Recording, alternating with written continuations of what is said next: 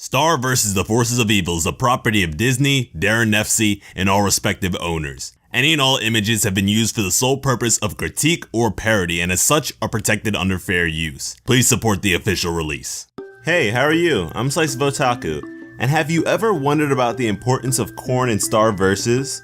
Because it's pretty wild how much emphasis is placed on a damn vegetable, but based on the stockpile of information we've been given so far, maybe we can figure out why. Firstly, Mewni corn is different from Earth corn. We know this based on Marco's reaction to it. We get all the Mewni corn we want. It's so good. Marco being an Earthling. If that's not enough to satisfy you, then ask yourself why no humans, or monsters for that matter, have attempted to take corn from Earth. It's just not the same. On Mewni-pendence Day, Star explained that the first settlers of Mewni apparently came with the pursuits of life, liberty, and corn. For them to put corn on par with freedom and their own lives just shows how highly they think of this stuff. This goes beyond the importance of a national treasure or just some delicacy. There has to be a deeper reason for their love of it. And from a creative standpoint, I wonder if the show's writers drew reference from Vladimir Lenin, a communist revolutionary who promised the people of Russia peace, land, and bread. The addition of bread was made to represent the issue of hunger. At the time, the people were starving, mostly because the peasant men who would typically supply food were drafted into the First World War. Lenin swore to prioritize feeding the people. And sure, the Mewns eat a ton of corn, but it's not like this is their only food source or the only thing they can actually eat. After all, we've seen Star eat plenty of other things and Star's dad talk about hunting for survival. And another thing to note is that Mewns aren't the only ones interested in corn. The mere utterance of corn in the presence of a monster puts them into a sort of trance.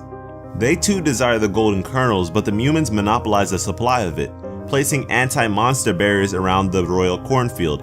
And it's possible that this is the only cornfield in the kingdom, but we haven't had any confirmation of that just yet.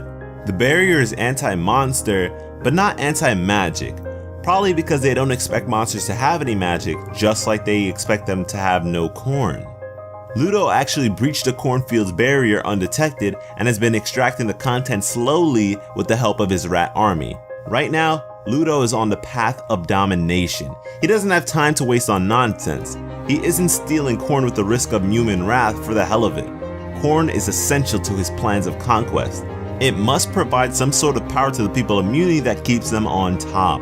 This leads me to believe that corn is deeply related to magic on Mewni. And truly the biggest giveaway has to be from the episode Page Turner, in which Star's mother states that something, somewhere, is sapping the power of magic from the universe.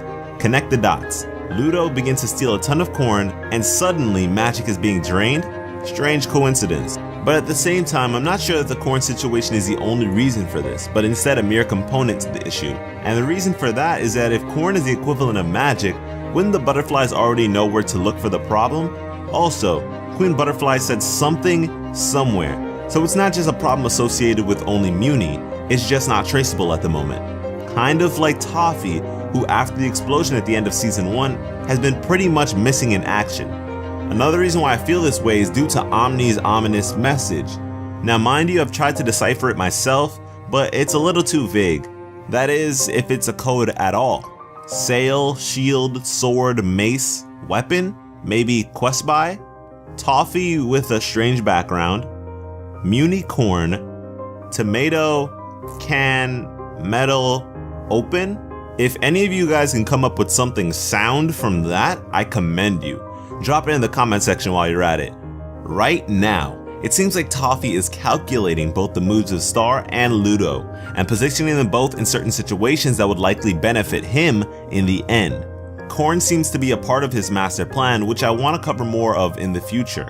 Toffee is very, very interesting to say the least. But as for this video, I hope you enjoyed it.